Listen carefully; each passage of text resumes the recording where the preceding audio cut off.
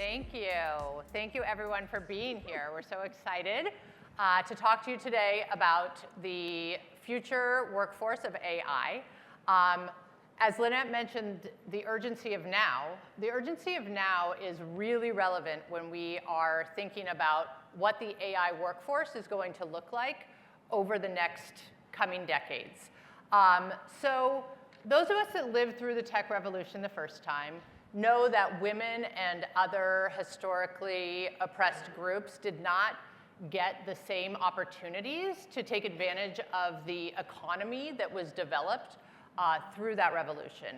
So one of the things that we are focused on today and that we're going to talk about is how can we ensure that we have that equity in this new AI revolution and that women and other groups are represented both in the workforce and in the technology as it's developed.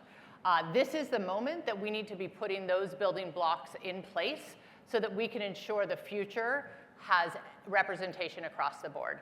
So Nicole Johnson, as mentioned, from Cadence Design Systems. I use the pronouns she, her, and I would like to go through my esteemed panel here, as I like to call them.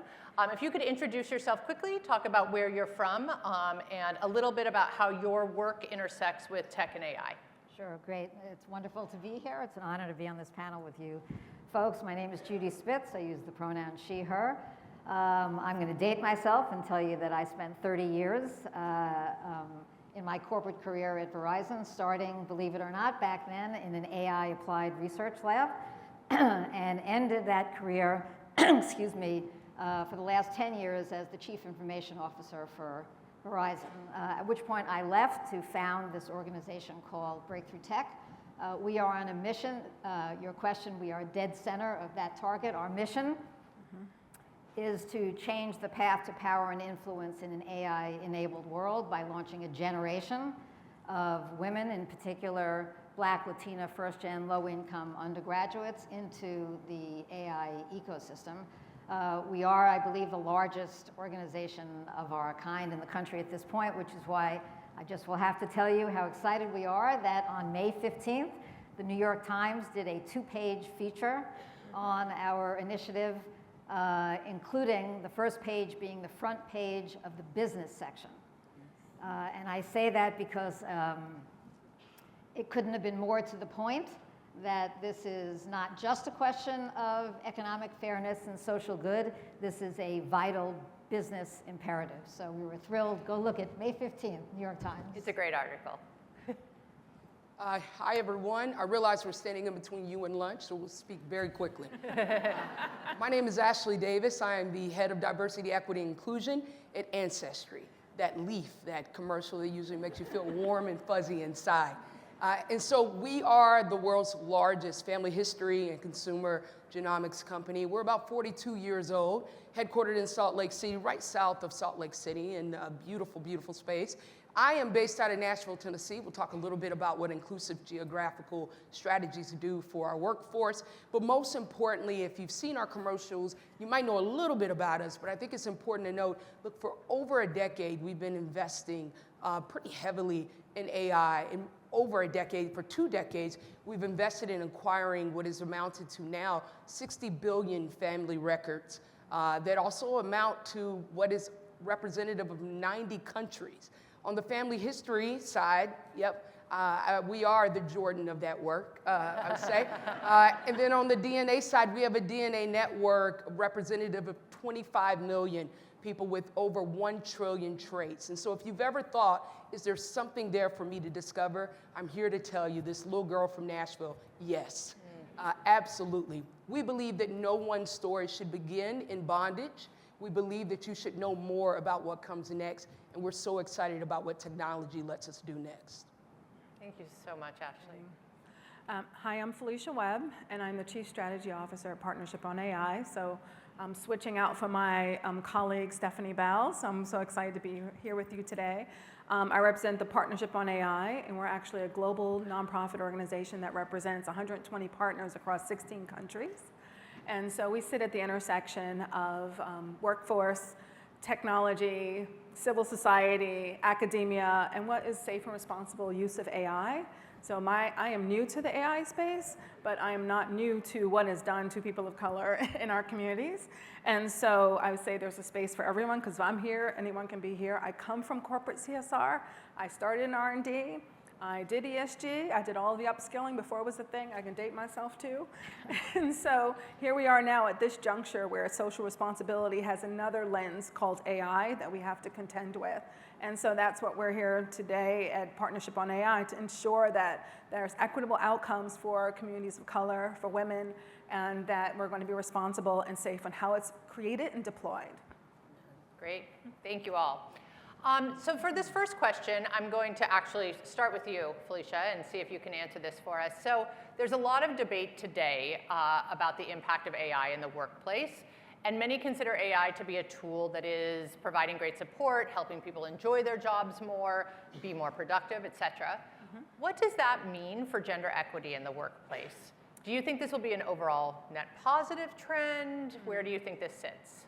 It's a net-net, because what happens is, we see that AI, the automation, and when the market, sort of agentic AI, or we call autonomous AI, hits the market, if you have leaders who are decision makers within businesses who have short-term thinking around replacing people with AI systems, it's not going to be good results for anyone. It's not going to be good business, and it's not going to be good for the economy. So basically, if you think of human-centric AI and how you can actually develop and deploy AI that uses the worker's lens, they're the expertise in the role. They're going to be your best asset in how you use and deploy AI systems. So at the end of the day, the trends look at, we hear all the hype and the misinformation around pink-collar jobs and how those are being replaced, and the bookkeepers, and the jobs that don't require four-year degrees. But at the end of the day, it really requires upskilling, but that's not new. We also know as we evolve, as an economy evolves, as jobs evolve, skilling is going to continue to be critical. And so I think that's where the trends are going to happen. It's like, where does the displacement happen with the reskilling, and then actually using AI to augment those skill sets so people can do higher level jobs and actually earn livable wages as well too. Judy, what would you say on that, on the gender equity and how that's going to play out? So I'll do a little bit of historical reference. It's been the case that since the beginning of time, technology, starting from the invention of fire, has always had both the ability to augment human capability, but also always comes with a warning sign. And that's been true throughout history, and I don't think there's any difference today with AI. Where lots of people worried about loss of jobs, in addition, lots of hand-wringing around fairness and ethics and algorithmic bias and so forth. And all of those things are very worthy of worrying about, and we need regulation, and we need oversight, and so on. It's my opinion that in addition to worrying about the what and the when and the how, the first thing we have to worry about is the who. Who's in the room? Who's in the room that's asking the hard questions about what the definition of fairness is? Who stands to gain or lose in any kind of an algorithm? What represents a false positive, and who gains from a false positive versus a false negative? It's always been true, but there is this fierce urgency of now. Just a little bit of data in terms of why this urgency is.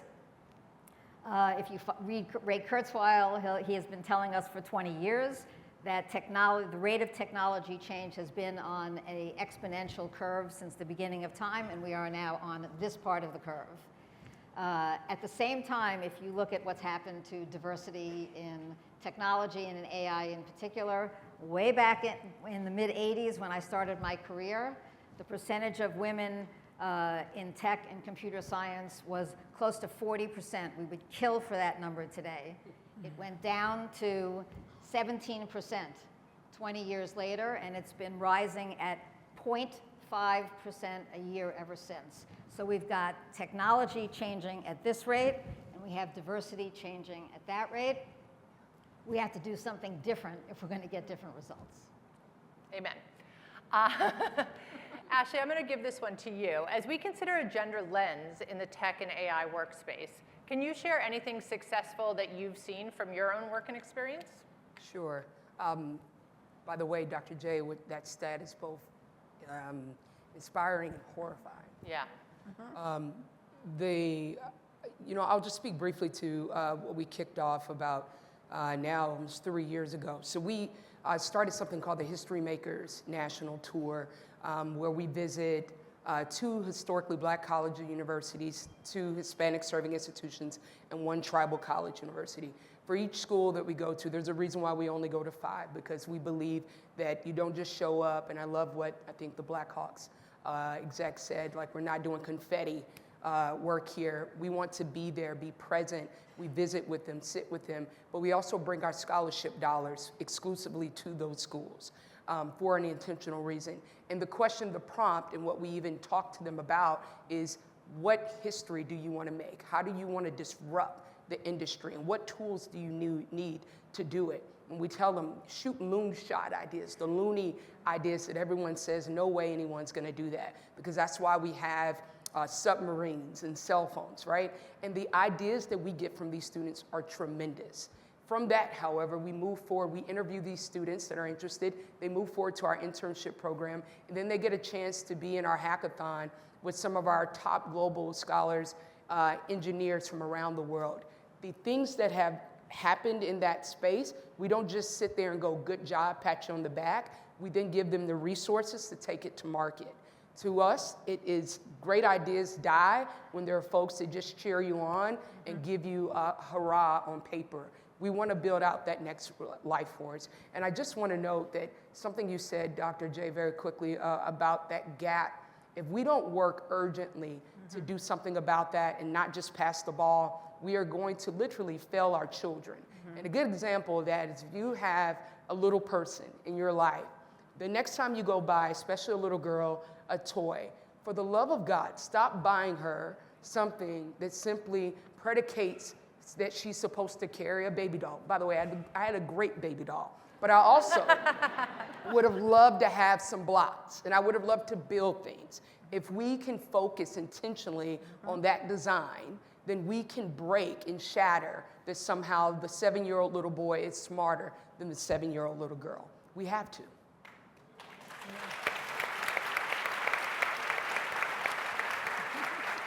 Ashlee, I would add on to that buy your little boy the baby doll as well, right? Like let's get them in the room. Let's bring them along on this journey with us. So as a follow-up question to that, for any of you who would like to answer, how important do you feel that having female leadership is in these spaces? Where are you seeing that work? What are some of the barriers and opportunities there to getting women in leadership positions?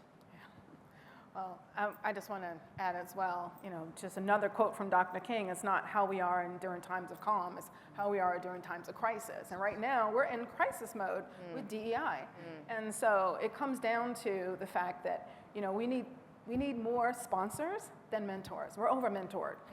We need sponsors in the room, someone who's going to say, someone that doesn't look like me or who isn't the quote-unquote, expected choice for a position, to call them out and give them the shot. And so that's how we're going to get more of those leaders. I mean, I'm fortunate to work with an organization where primarily all of the women at Partnership on AI, it's a women-led organization. We work with an array of partners in C-suite and thought leadership who are women. And so there is opportunity and innovative ideas that are coming out of those discords and exchanges. So I think it's really about looking around and being really intentional about who's missing from the room, and how we can bring them into that space. And so it only happens when they're invited in. So I'd say it's incredibly important because women need to be in all the rooms where the decisions are being made, especially in the leadership rooms.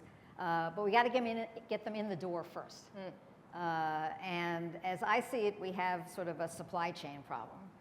We have industry saying, we want to hire more women of color, we just can't find them.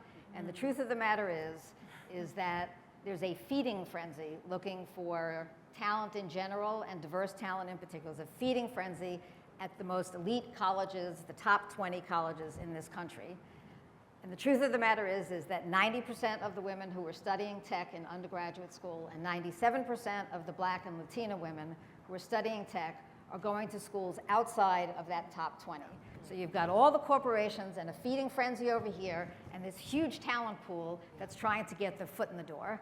And I just want to use the analogy that was used by our incredible violinist. What we see Breakthrough Tech as is the organization that sits in that white space and builds a programmatic bridge. Because, listen, I grew up in corporate America. It's not big, bad corporate America. Those students are scattered across 1,300 different colleges across the nation. They can't recruit from all of those places. And they're looking for things on resumes that are attributes of the privilege of free time and the privilege of network connections. And so our organization sits in that white space, and we create privileged access to opportunities so that we can get the things on their resumes that will get those students get their foot in the door, and that's the first step to leadership. Yep. Thank you, Judith. All right, we're running short on time, so very quickly, we look ahead. AI is going to affect so many parts of our work, our business, our life. What gives you or leaves you with a sense of optimism about AI now? I'm going to take it and run it down. I'll go quickly. First of all, the demand for programs like ours is off the charts. Two, we have been successful in getting these privileged assets, faculty from places like MIT and UCLA and Cornell, to teach our students, not their own students, and industry to engage in really innovative work-based learning opportunities. So it looks like there's people leaning into that middle white space. And three, 80% of our students land paid summer tech internships after going through our program, and that is the key to them landing a job when they graduate. Absolutely. Thank you, Judith. I'm going to say what I'm most inspired by is seeing that this is the moment where we can level the playing field. And AI is going to be the opportunity where the cultural capital and the social capital of underrepresented populations and women of color can insert themselves in this field. There are startups, there are new technology companies, all led by women. So even though we have less than 2% of funding going to women, we have seen the largest growth of women in this space. And AI is going to help increase their longevity and their productivity. And so I love that. And so I'm excited about that. And quickly, I would just say, it's our youth. I mean, they are, they're not just waiting for their time. They're creating it on the outside that looks so good that we go outside and go, can you bring that in here? And that's really exciting. And we are seeing also the talent that they bring is in a way where, yes, it's disruptive, but it is so productive as well. A great example of that, and I've got to do the shout out here, is we're joined by one of our scholars from Bowie State University with us. His name is Divine, and he is just that. And here's Divine. So I've got all the reason in the world to believe. I know I've got a baby face, y'all, but I'm older too. And I'd like to go retire in some of that privileged space a little bit too. And I'm going to be able to do it because of Divine. That's wonderful. Okay. So the reason that we're here talking about this, Cadence has recently launched an initiative called FemAI. If folks in the audience are interested in learning more about the work that we're doing, we really believe that this needs to be done in collaboration, in an ecosystem of people who care about this. Please come talk to us. Thank you, thank you, thank you. Wonderful, this panel is amazing. I'm sure you are as impressed as I am and deeply appreciative of all of you. Thank you.